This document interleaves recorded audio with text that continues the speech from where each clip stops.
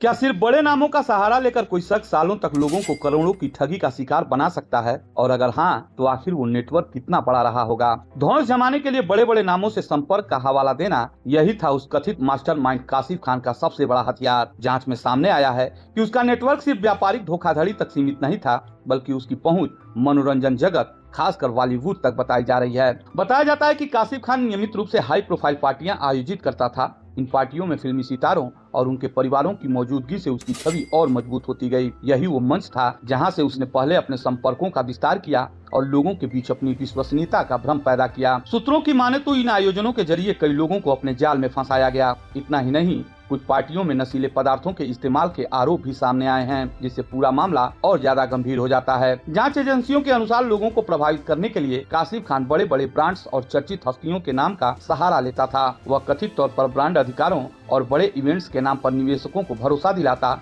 और फिर उनसे मोटी रकम वसूल करता था। लेकिन सवाल ये है कि अगर यह सब कुछ इतना व्यवस्थित था, तो आखिर इतने सालों तक ये खेल कैसे चलता रहा?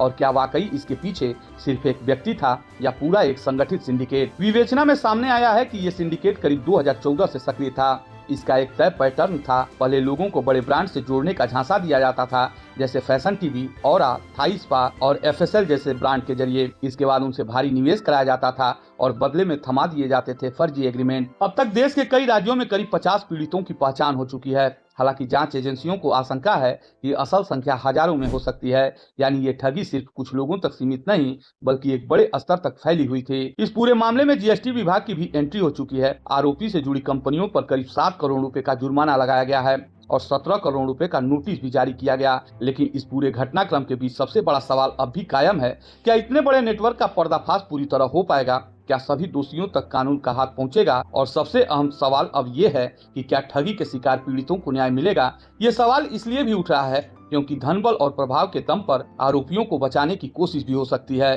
फिलहाल जांच जारी है, हर दिन नए खुलासे हो रहे हैं। अब देखना ये होगा कि इस हाई प्रोफाइल ठगी के खेल का अंत कहां जाकर होता है और क्या सच पूरी तरह सामने आ पाता है या नहीं।